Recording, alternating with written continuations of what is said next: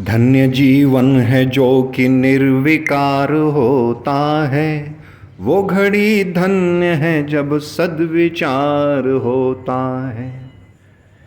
जीवन में अगर निर्विकार हो पाए हम, तो हम परमात्मा को प्रिय हो जाएंगे, क्योंकि हम सरल हो जाएंगे।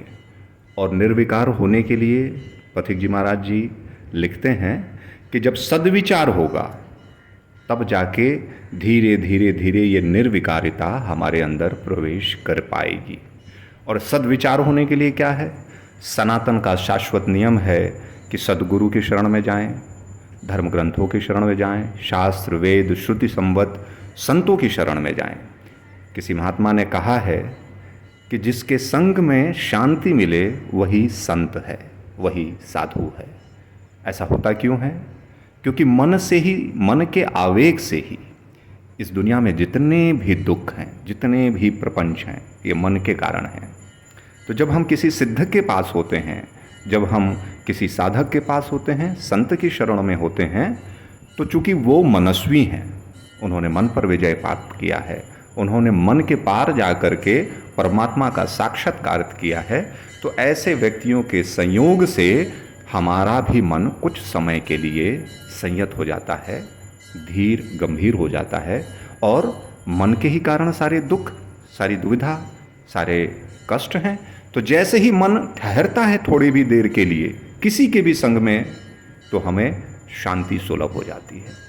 और जीवन में अगर ये शांति अगर हमें परमानेंट चाहिए, यानी निरंतर रूप में चाहिए, तो हमें सद्विचार, ऐसे सद्गुरु, उनके वाक्यों, सद्वाक्यों का चिंतन करना पड़ेगा, मनन करना पड़ेगा, मथ के विवेक के द्वारा वो ज्ञान उपलब्ध करना पड़ेगा, फिर उसको आचरण आबद्ध करना पड़ेगा। और यदि वो आचरण में आएगा तो धीरे धीरे धीरे, कहते हैं ना, धीरे धीरे रे मना धीरे से सब होए, माली सींचे 100 घड़ा ऋतु आवे फल होए। जीवन में जो भी कुछ किया है, पथिक जी महाराज बार बार कहते हैं कि जीवन में जो भी कुछ है वो अभ्यास के कारण है। तो जीवन में शरीर से जुड़े जो कर्तव्य कर्म और जो भी प्राप्त चीज़ें हैं वो भी हमने अभ्यास के द्वारा ही प्राप्त किया है। और अगर हमें शरीर से अलग आत्मगत मार्ग पे जाना है तो वहाँ पर भी अभ्यास करना पड़ेगा। इस मन को देखने की कला, इस मन पर नियंत्रण करने की कला का नाम ध्यान है।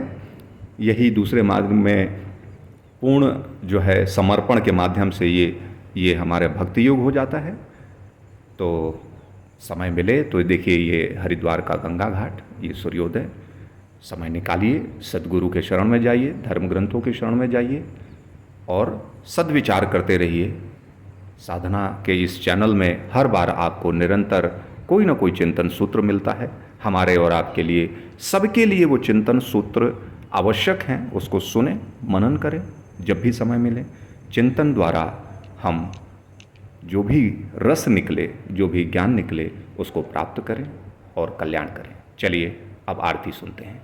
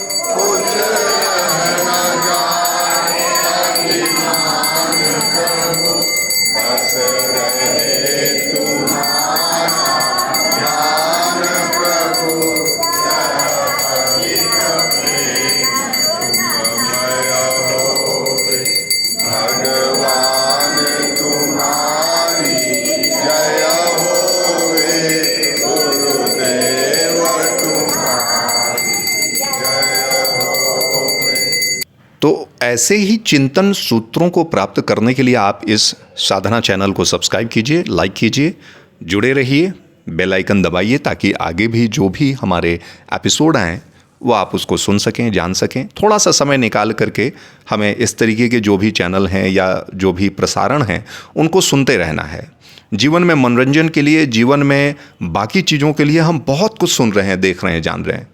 ये आत्मिक मार्ग के लिए, सत्य मार्ग के लिए, ब्रह्म मार्ग के लिए, साधना मार्ग के लिए भी हमारे पास कुछ ऐसा होना चाहिए, कुछ ऐसा संग और साथ होना चाहिए जिससे हमारा जीवन अमृत की ओर, कहते हैं ना, अस्तोमा सद्गमया तमसोमा ज्योतिर्गमया मृत्योर्मा अमृतगमया। तो अमृत की ओर जाने के लिए हमें उस चिंतन सूत्र को जगाना होगा। आत्मदीपो भव जो एक संदेश है, उस आत्म तत्व को दीप्तिमान करने के लिए, उस आत्मा से परमात्मा को प्राप्त करने के लिए जो हमें साधना की आवश्यकता है, वो संत वचन या संत वचनों के ऊपर हम अपने सद्विवेक से जो भी चिंतन करेंगे और उस चिंतन का जो निचोड़ आएगा उसको जब हम आचरण में धारण करेंगे तो वो चीज़ें हमारे जीवन में आएंगी।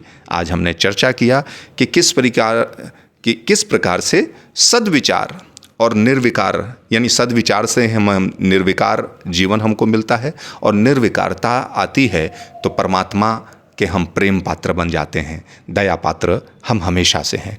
प्रेम पात्र बन जाएंगे तो सब कुछ सुलभ है, क्योंकि परम तत्व के लिए कुछ भी मुश्किल नहीं है, और जब परम तत्व हमको अपना लेगा तो हमारे लिए भी कुछ भी मुश्किल नहीं होगा।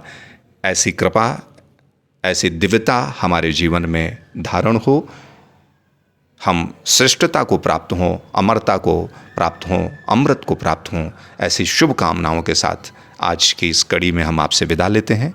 अगली कड़ी में किसी नए चिंतन सूत्र के साथ हम फिर आपसे पुनः भेंट करेंगे। तब तक के लिए जय सिया राम।